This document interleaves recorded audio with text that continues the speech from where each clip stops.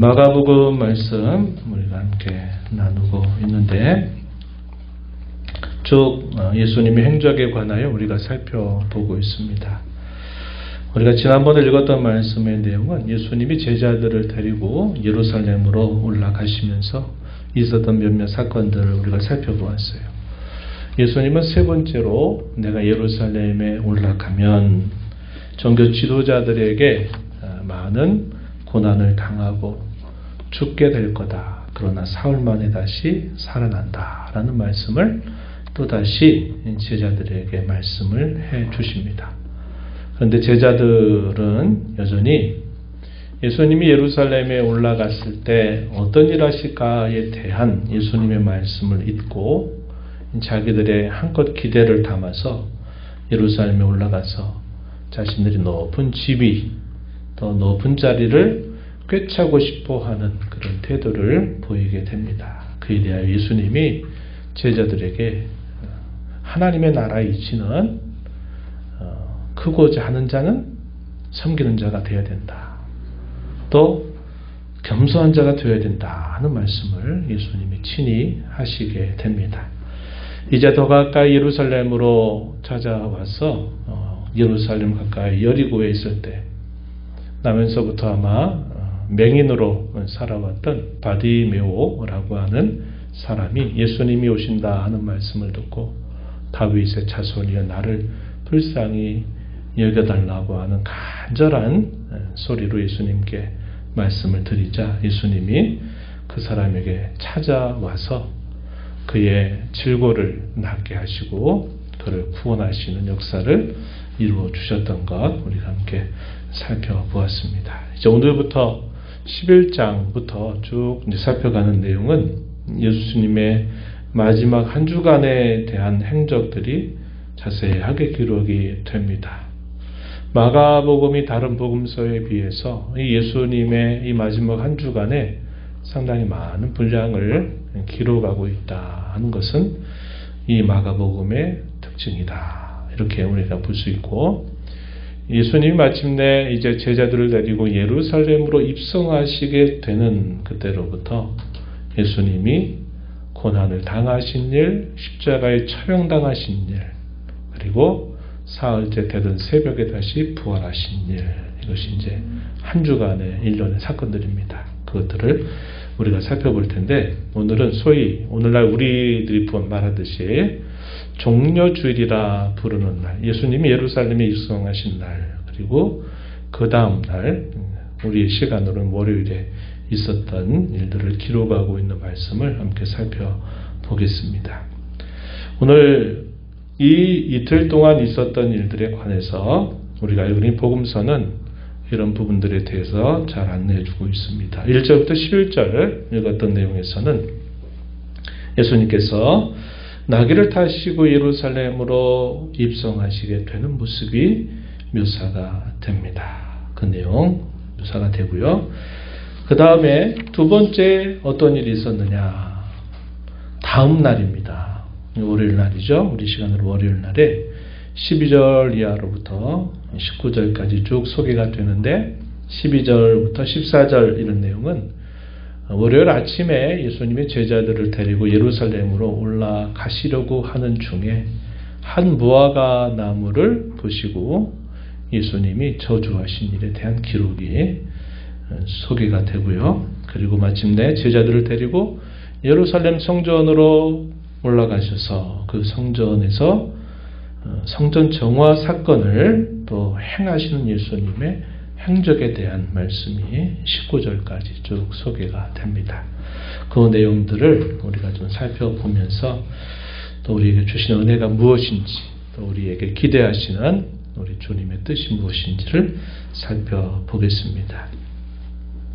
예수님께서는 예루살렘으로 입성하시면서 먼저 제자들 둘을 불러서 이 제자들을 먼저 보냅니다. 나귀를 데려오라고 하는 그런 부탁을 하시게 됩니다. 감람선 벳박에 곧 베다니 가까운 지역에 이르렀을 때 예수님이 제자들을 불러서 맞은편 마을로 가서 어린 나귀 새끼를 데려오라 하는 말씀을 당부하십니다. 그러면서 만약에 누가 이것을 왜 가져가려고 하느냐라고 묻는다면 이렇게 대답하여라. 곧 주께서 쓰시겠다. 이렇게 대답을 하여라. 이렇게 예수님 말씀하세요.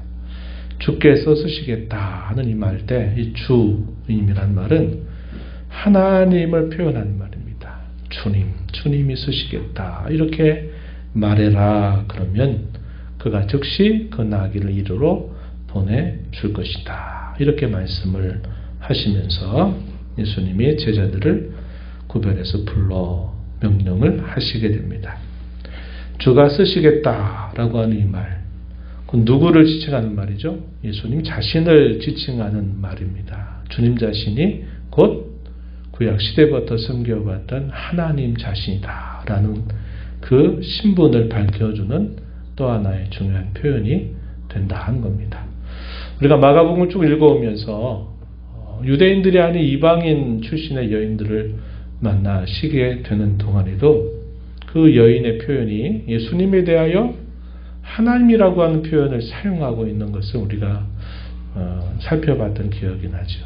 여기서도 주님이 친히 예수님 말씀하시기를 그 사람에게 주가 쓰시겠다, 하나님이 쓰시겠다라고 말하면 그가 이리로 보내줄 것이다. 이렇게 말씀을 하신 겁니다. 이 말은 이미도 예수님이 이렇게 될 때까지 이미도 이 일을 준비하셨다라는 사실을 보여주는 겁니다. 제자들이 알지 못하는 중에 주께서 이미 일들을 준비하셨다 하는 사실을 보여주죠. 이것은 또 성경의 옛 선지자들이 예언했던 그 말씀에 따라서 진행되는 일임을 우리가 또 확인할 수 있습니다. 제자들이 예수님의 당부를 듣고 그 마을로 찾아갑니다. 마을에 찾아가서 나귀를 이제 데리러 오려 하는 중에 역시 그 일이 일어나죠. 네가 도대체 어디다 쓰려고 이 나귀를 가져갔느냐라고 묻습니다. 그랬더니 주님이 그들에게 말씀하신 대로 그대로 이야기를 했더니 그 사람이 순순히 그 나귀를 허락해 주었다고 기록을 해줍니다. 예수님이 누구이신지를 이미 알고 있는 사람이다. 그러나 그의 이름은 밝혀지지 않고 있죠. 그래서 이미 예수님이 누구이신가를 아는 그 사람에게 찾아가게 하시고 그 사람이 결국 그 나귀를 내어주게 되는 일이 있었다 하는 겁니다. 그리고 나서 마침내 예수님이 이제 이 나귀를 타고 이제 예루살렘으로 올라가시는데 이때가 6월절 명절이 다가온 때다 그랬죠. 그러다 보니까 많은 유대인들이 예루살렘에 북적이게 되는 때가 됩니다. 가까운 지역에 사는 사람들뿐만 아니라 예루살렘으로부터 멀리 떨어져 있는 많은 유대인들이 가족들을 데리고 이 예루살렘으로 먼저 올라온 사람 또 올라가고 있는 사람들이 북적이고 있는 때였다 하는 겁니다. 그런데 그 예수님이 나귀를 타고 예루살렘으로 천천히 한 걸음 한 걸음 올라가시게 될 때 모여있던 사람들이 특별한 일을 그들이 행하게 되죠. 어떻게 하느냐? 예수님의 제자들은 자기들이 입었던 겉옷을 벗어서 그것을 나귀의 안장으로 차곡차곡 쌓아 올립니다. 그리고 주위에 있는 많은 사람들은 종려나무 가지, 마가복음에서는 들에서 뱄 나무까지 이렇게 되어 있는데 다른 복음서를 보게 되면 종려나무를 꺾어서 예수님이 가는 그 길을 그 종려나무를 꺾어서 길을 이렇게 펼쳐지는 모습을 합니다. 그러면서 앞에서 사람들이 막 에스코트 하듯이 앞에서 앞서가고 또 예수님의 나귀 뒤에서 많은 사람들이 그 뒤를 따르면서 그들이 예수님의 예루살렘의 입성을 환호하는 모습을 보여줍니다. 그러면서 그들이 어떻게 환호하는가? 그 내용이 우리가 읽은 9절, 하반절, 10절에 표현되어 있어요. 뭐라고 합니까? 호산나 찬송하리로다 주의 이름으로 오시는 이여 찬송하리로다 오늘 우리 조상 다윗의 나라여 호산나 호산나 외치면서 앞에서도 수행하고 뒤에서 따르면서 막 그 소리를 외치면서 천천히 예수님과 함께 예루살렘으로 사람들이 올라가게 되는 것입니다.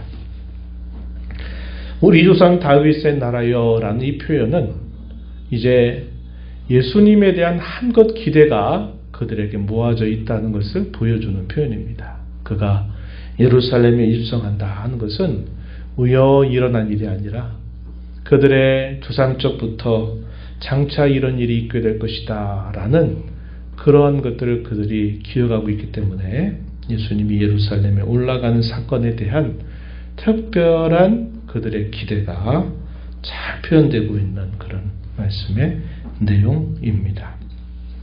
이 내용은 구약 선지자의 예언을 따라서 이루어지는 일이었다는 겁니다.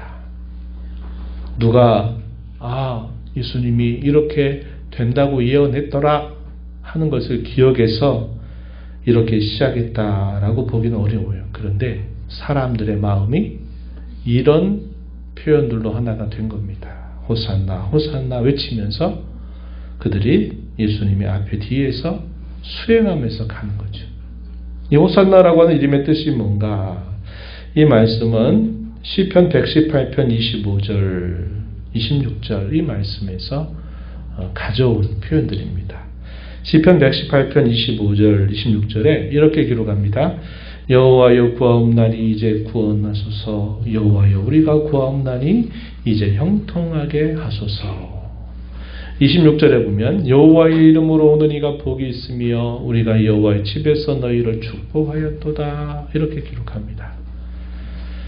구약 시편에서 하나님의 백성들이 노래했던 그 시편 가운데 이 118편에 있는 이 내용이 이미 예언되었는데 그 예언이 되었던 대로 그들의 마음이 하나가 돼서 이렇게 호산나 호산나 외치면서 수행하게 되었음을 보여줍니다.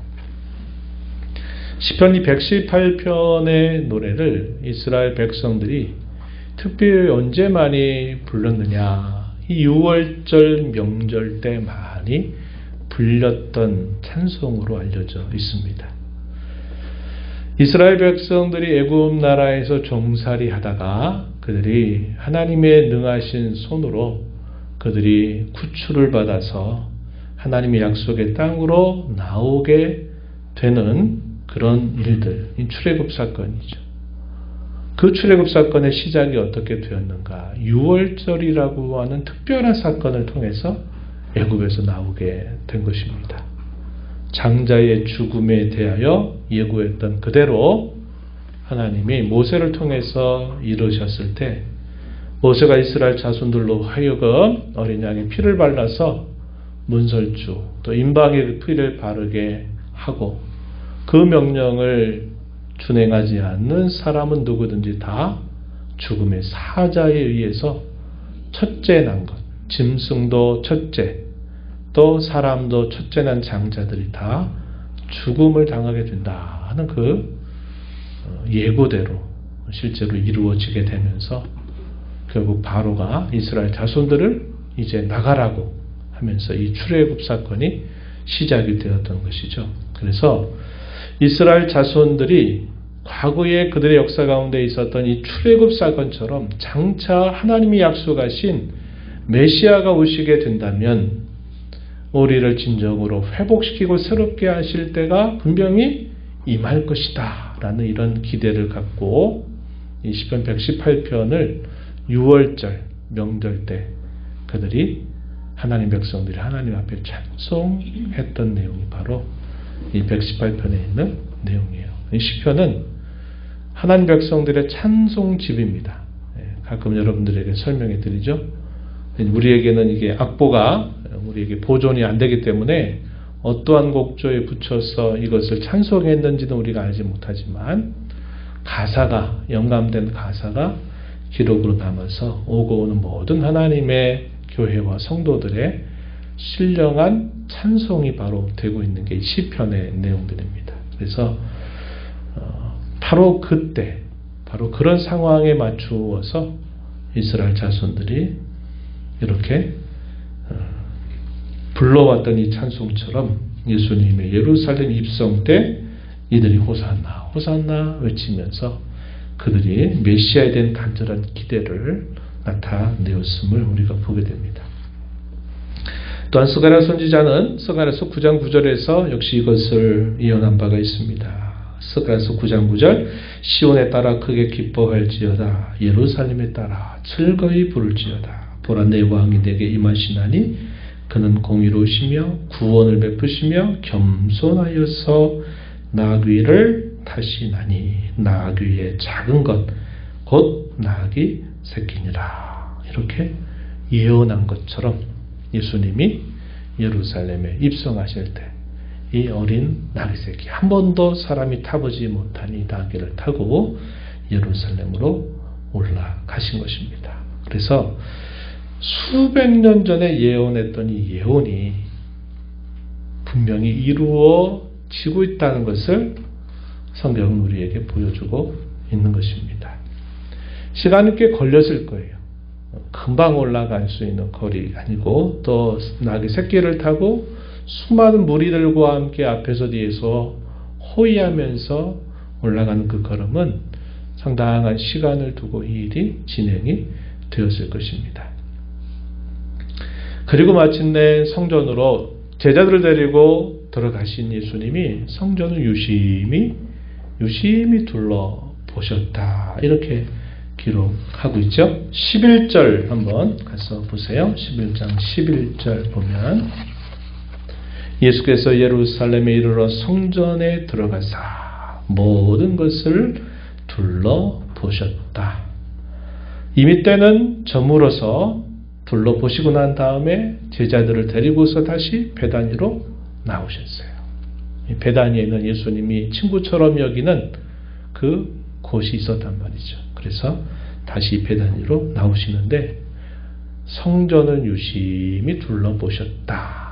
성전에 무슨 일이 있었을런지 우리가 알 수 있는 것은 그 다음날 예수님이 하신 일을 보면 6월절 야건 명절을 앞두고 성전이 대단히 분주하게 움직이고 있는 때였습니다. 이방인들의 뜰이라고 하는 장소가 있는데 이곳에서 재물을 팔고 하는 일들이 계속 준비되고 이것이 이루어지고 있었단 말이죠.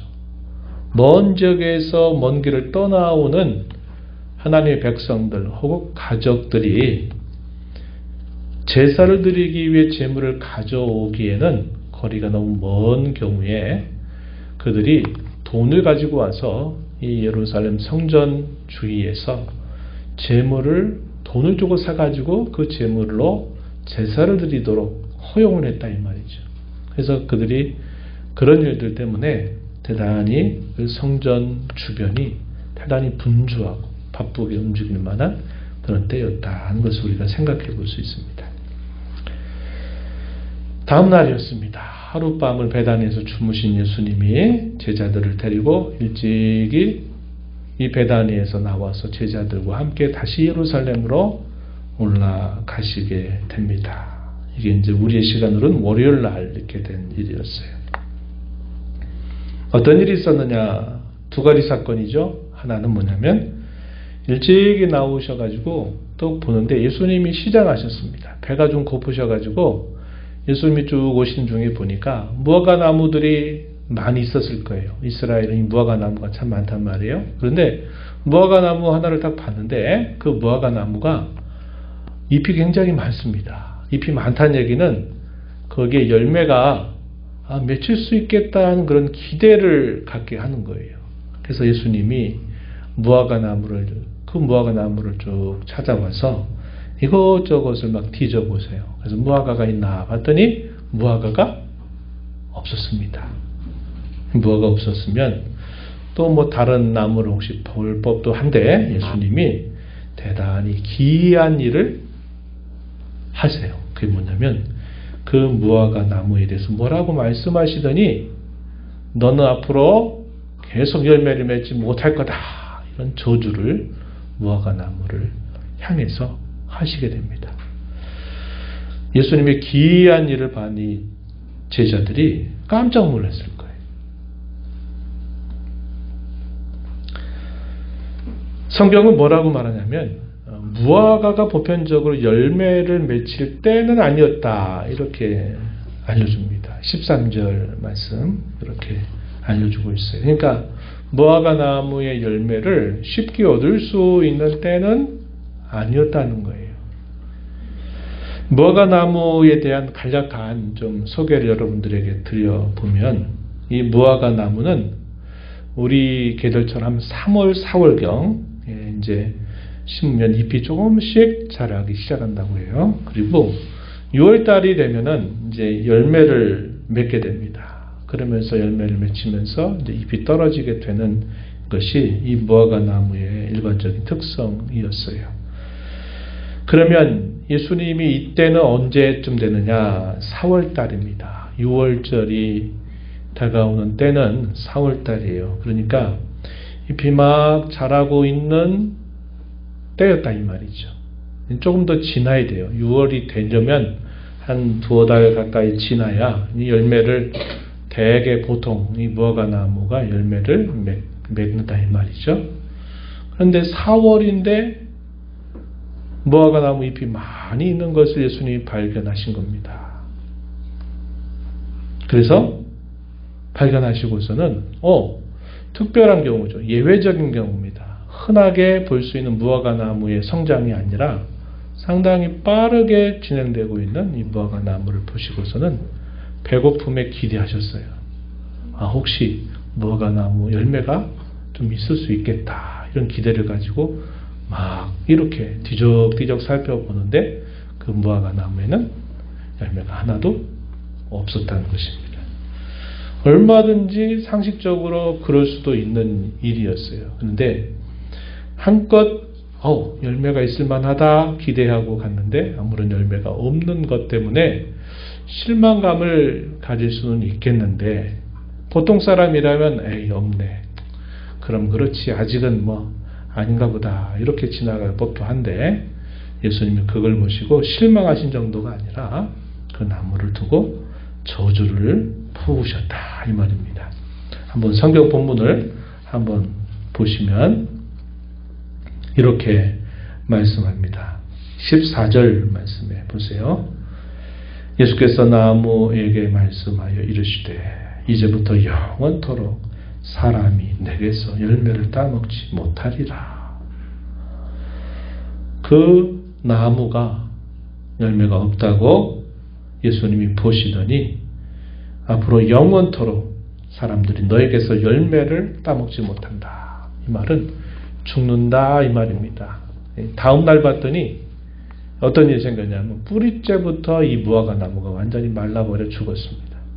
이런 일이 있게 됐어요. 제자들은 이걸 보고 예수님이 이렇게 하시는 게 도무지 이해가 되지 않는 일이죠.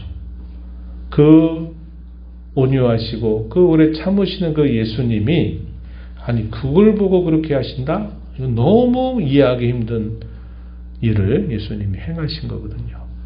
그런데 예수님은 아주 예외적인 이 일을 통해서 보편적인 일을 예수님은 깨우치시기를 원하셨어요. 그게 뭐냐? 이 무화과 나무는 이스라엘을 대표하는 나무입니다. 그래서 예수님은 그 무화과 나무가 잎이 있어서 열매를 기대할 만했는데 열매가 없는 그 모습을 보시고서는 그 오랜 세월 동안 하나님의 백성으로 부름받아 하나님을 섬기는 선민이라고 자처하면서 살아왔던 이스라엘 백성들이 많은 은혜를 받은 그 백성들이 기대하는 열매를 맺지 못하는 것에 대한 예수님의 심한 책망이 바로 이 말씀을 통해서 전달되고 있다는 것을 보여준 겁니다. 그러니까 이게 매우 좀 충격적인 일이죠. 예외적으로 있을 수도 있겠다. 뭐 아니면 건 뭐 그렇지 예외적인 거니까 아니지 이렇게 여길 만한 일인데 그걸 계기 삼아 가지고 아주 보편적인 일을 막 말씀하신 거거든요. 그 보편적인 일이라는 게 뭐냐면 하나님 백성들이 열매 맺지 못하는 그들의 신앙에 대하여 예수님이 심히 책망하신 일을 그 사건을 통해서 보여주신 것이다 하는 겁니다.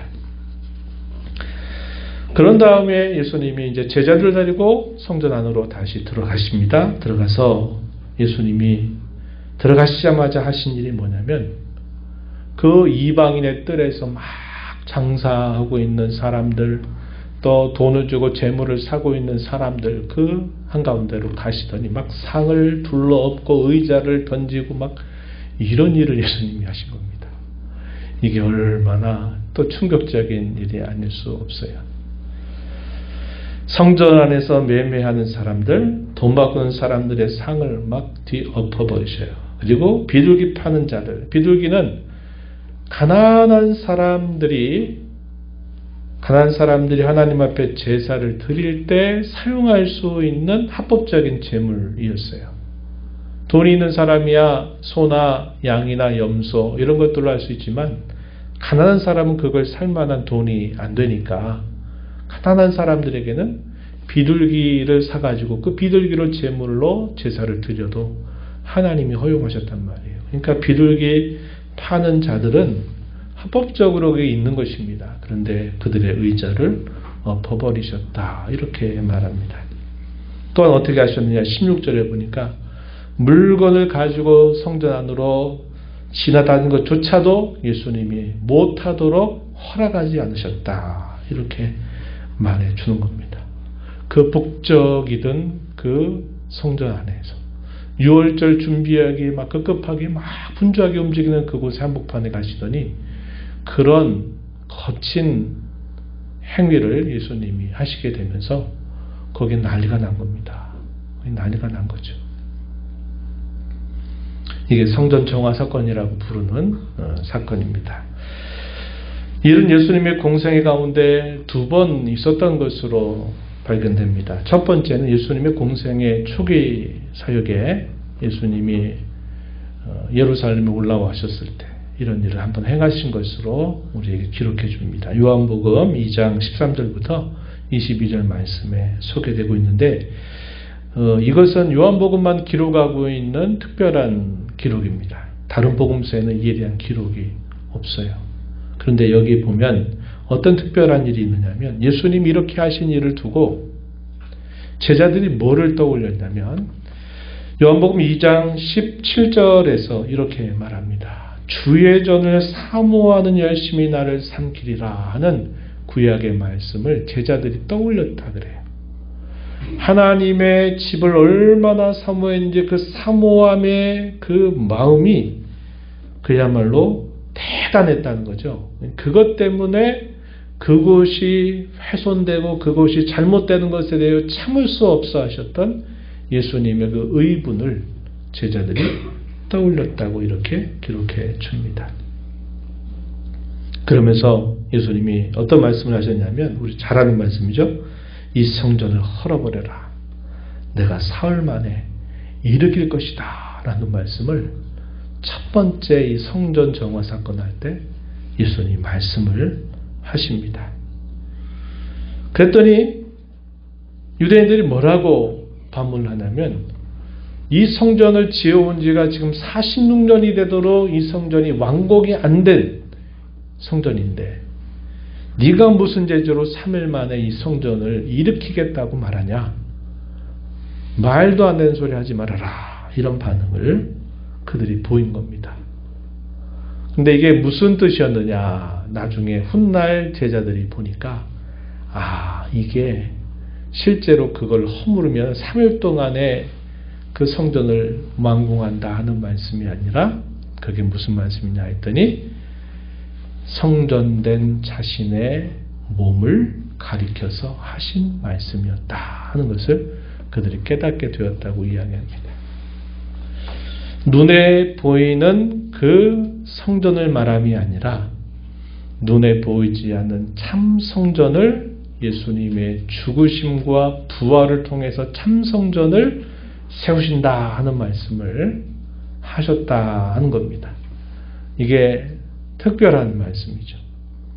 예수님이 마지막 한 주간에 이렇게 고난당하시고 죽음을 겪으시고 난 다음에 사흘 만에 다시 부활하신 이 사건은 바로 첫 번째 정화 사건에서 기록하고 있는 것처럼 눈에 보이는 성전이 아닌 눈에 보이지 않는 참 성전을 세우신 사건으로 성경이 이것을 풀어주고 있다 하는 겁니다.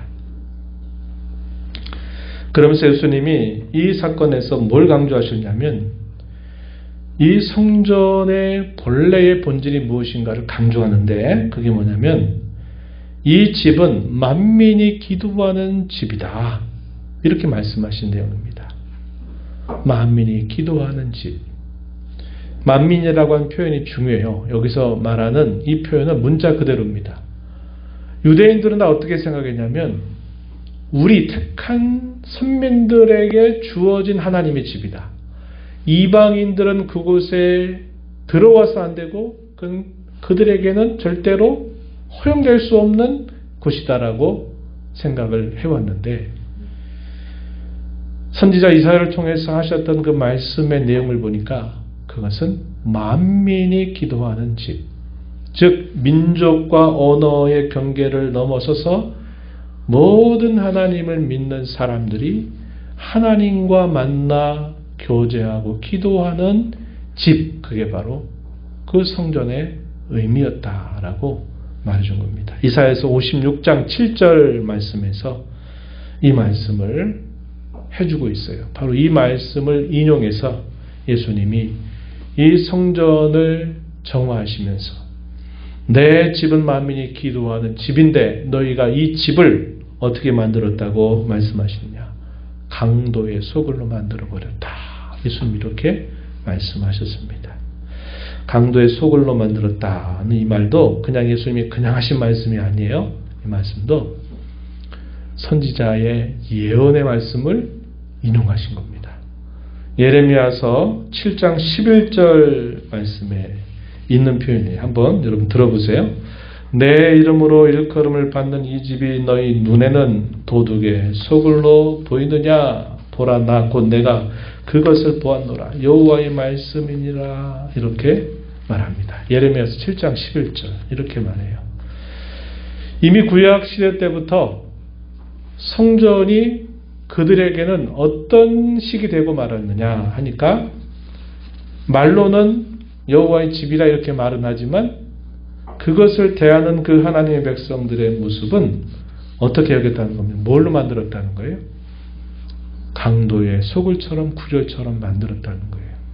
그래서 하나님이 예레미야를 통해서 어떤 말씀하시냐면 너희가 거기서 너희가 기도해봐라. 내가 너희의 기도를 듣지 않겠다. 이렇게 말씀하시고 그리고 어떻게 하실 건가? 이 말씀하시기를 내가 너희들을 이 땅에서 쫓아내 버릴 것이다. 라는 말씀을 하시는 겁니다. 예레미야 선지자가 언제 활동했던 선지자냐? 유다 나라가 패망하기 바로 직전 그리고 패망하고 나서 이렇게 말씀을 전했던 선지자입니다. 그러니까 그 시대의 패망 직전의 그들의 모습, 그들의 패역한 잘못에 대한 하나님의 심판이 닥치게 되는 그때에 이렇게 말을 하고 있는 겁니다. 그래서 이스라엘 백성들이 왜 이렇게 성전이 무너지게 되고 그들이 외국으로 쫓겨가게 되었느냐 할 때 이 여호와의 성전을 그들이 더럽혀서 그들이 강도의 소굴처럼 만들었기 때문이라고 예레미야 선지자를 통해서 말씀해 주셨던 겁니다. 그런데 이 사건은 우리에게 뭘 보여주냐면 지금 유대인들이 성전을 46년 동안이나 계속 짓고 있는데 완공 못하고 있고 그곳에서 성전의 눈에 보이는 외적인 일들은 하는 것처럼 보이는데 그 속을 들여다보면 마치 유다 나라가 패망할 때의 그 모습과 당시 유대인들의 그 모습과 거의 같은 모습이 나타나고 있다고 하는 겁니다. 그래서 결국 예수님이 이렇게 성전을 정화하고 책망하시면서 구약의 이 말씀을 인용하시면서 하시는 그 말씀의 뜻에는 그들이 겪었던 역사의 아픈 큰 고통을 또다시 겪게 될 것을 예고해 주는 뜻이 있었다는 거예요. 그들이 과거에 민족의 패망을 당해서 외국 나라의 포로로 끌려갔던 그 경험, 그리고 여호와의 성전이 완전히 무너져 내리게 되었던 그 역사의 아픈 그 고통이 있었음에도 불구하고 그들이 오랜 시간이 지나서 또다시 그런 일을 겪게 될 것을 예수님이 예고하시듯이 보여주신 겁니다. 그래서 어떻게 됩니까?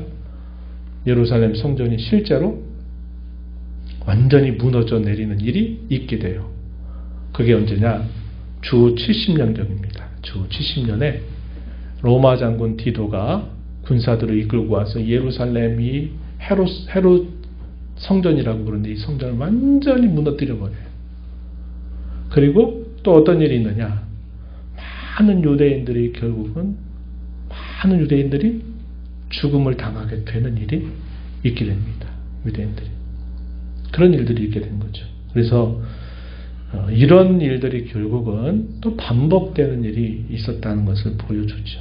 그런데 놀라운 희망이 하나 있어요. 그건 뭐냐면 이것은 하나님께서 결국 눈에 보이는 성전의 시대가 끝났다는 것을 결국 보여주는 하나의 뜻이 있는 거예요. 그래서 그때 이후로 예수님의 죽으심과 부활 이후에는 더 이상 성전이라고 하는 것은 눈에 보이는 형태로 존재하지 않는다는 거예요.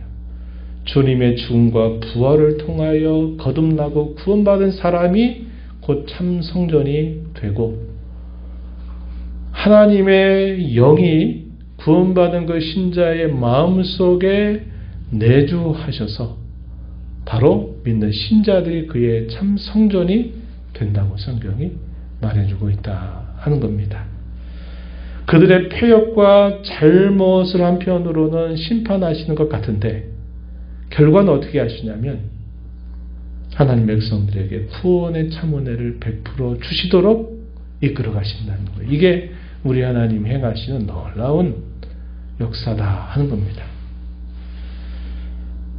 이스라엘 자손들이 잘못하고 범죄한 것에 대해서 벌하고 심판을 하시는 것으로 끝나는 게 아니라 벌하고 심판한 듯 끝나는 게 아니라 그걸 통해서 하나님은 그의 구원의 역사를 이루어 가신다는 겁니다. 그리고 그 선물을 자기 백성들에게 나눠 주신다는 거예요. 그래서 우리가 이 사건을 통해서도 보면 한편으로는 책망이요 징벌 같은데 또 한편으로는 하나님이 그럼에도 불구하고 자기 백성들에게 약속하신 구원을 이루시고 계시다 하는 겁니다. 세상에 이런 경우가 거의 없어요. 그러나 우리 하나님이 자기 백성들을 위해서 하시는 모든 일은 어떤 일들이 그 일 자체로 끝나는 게 아니라 그 일을 통해서요 결국은 하나님의 약속이 이루어지도록 하나님이 이끌어 가신다는 겁니다. 믿는 자들이 살면서 범죄하고 또 하나님 앞에 징계받고 때로 여러 고난과 역경을 겪는 일이 있으면 고난받고 역경 거치는 것으로 끝나는 게 아니라 그 고난과 역경을 또 하나의 그에게 영적인 양분이 되게 해서 그를 유익하게 하고 그에게 오히려 하나님의 은혜를 또 받게 하는 계기로 삼아주시는 것이 하나님이 저와 여러분들 속에 늘 일하시는 방법이에요. 그래서 우리의 지나온 삶에 많은 실수와 허물이 있어도 하나님이 우리에게 결국 그것도 우리에게 지나고 나면 유익이 되도록 우리를 이끌어 가시는 하나님의 선하심을 잘 보여주고 계시다는 겁니다. 그래서 우리 성도의 삶은 물론 가장 좋은 것은 주일날 하는 것처럼 하나님을 경외해서 악을 떠나고 악인들과 섞여 살지 않고 악인들에게 굴복당하지 않고, 주일날 나왔던 말씀이죠. 않고 우리가 거룩한 자로 살고, 원수들에게도 선행과 간용을 베풀고 그들도 구원하려고 애를 쓰는 삶을 살면 가장 보람있게 사는 삶이죠. 그러나 반대로 우리가 하나님 앞에 구원받은 자라고 하면서 또 늘 실수하고 잘못한 일들을 번복하는 일이 있어도 하나님은 우리에게 때로 징계하는 듯 보이시지만, 그러나 그 길의 끝에서 항상 우리를 유익되게 하시도록 하나님이 이끌어 가시는 그의 선하심을 보여주신다 하는 겁니다. 그래서 성도로 사는 삶 전체가 하나님의 은혜 안에서 늘 살아가는 삶이다 하는 것을 우리가 이런 사실들을 통해서도 발견하게 된다 하는 겁니다. 오늘 우리가 이런 말씀을 보면서 우리 돌아볼 모습이 있겠죠. 하나님의 은혜에 대한 감사, 당연한 일이고, 우리가 돌아봐야 할 중요한 사실은 우리의 신앙에 어떠한 열매가 있는가를 되돌아보는 것입니다. 우리의 마음이 하나님의 영이 거하시는 성전이라고 하는데, 우리 마음속에 없어야 할 것들이 가득 차 있게 된다면, 야, 네 마음이 내가 거하는 성전인데 왜 네 마음속에는 강도의 소굴 같은 것들만 그렇게 가득하냐? 예수님 우리에게 그렇게 책망하실 수 있다 하는 거예요. 우리 마음을 정결하게 하고 깨끗하게 하고, 우리의 신앙이 어떻게 하면 잘 열매 맺는 신앙이 되어서 하나님을 기쁘시게 할까 하는 것을 우리가 돌아보는 자세가 중요하고, 마지막으로는 우리 주님이 가신 길은 순종을 통해서 가신 길이죠. 나귀 새끼를 데려오라 하는 그 말씀을 하실 때도 제자들도 순종함으로 그 일을 응답하고, 또 그 나귀의 주인도 주께서 쓰시겠다 했더니 그럼 그렇게 하라고 또 순종을 하세요. 예수님이 예루살렘 올라가신 길도 순종의 걸음을 하나하나 걸어가신 겁니다.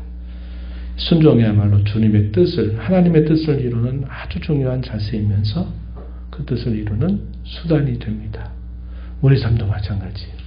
우리가 듣는 하나님의 말씀에 대하여 크고 작은 것을 떠나서 우리에게 알게 하시는 그분의 뜻에 대하여 우리가 순종으로 응답하는 것은 하나님의 뜻을 이루는 아주 중요한 자세이면서 그 뜻을 이루는 중요한 수단이 된다. 순종하는 일, 더 힘쓰고 또 우리가 애를 써야 되는 중요한 이유가 되는 것입니다. 이런 교훈들 마음을 새기면서 남은 생에 주 앞에 살아가는 모두가 되기를 축복합니다. 하나님 아버지 감사합니다. 오늘도 말씀을 통해서 사람의 실수와 허물에도 불구하고 그것을 겉으로는 책망하시고 또 그것을 벌 주시는 것 같다 하더라도, 그럼에도 불구하고 하나님은 자기 백성들을 결코 버리지 아니하시고 그 백성들에게 유익이 되도록 언제나 함께 하심을 저희가 살펴보며, 우리 하늘 아버지의 선하심이 우리의 생에 닿도록 늘 함께함을 저희가 깨닫게 됩니다. 늘 이런 하나님의 선하심에 감사하며 더 그 은혜에 보답하는 자로 늘 살아가는 저희 삶이 되게 해주시기를 바랍니다. 열매 맺는 신앙 되게 하시고 순종함으로 우리 하나님을 기쁘시게 하는 저희의 삶이 되도록 도와 주옵소서. 예수님 이름으로 기도하옵나이다. 아멘.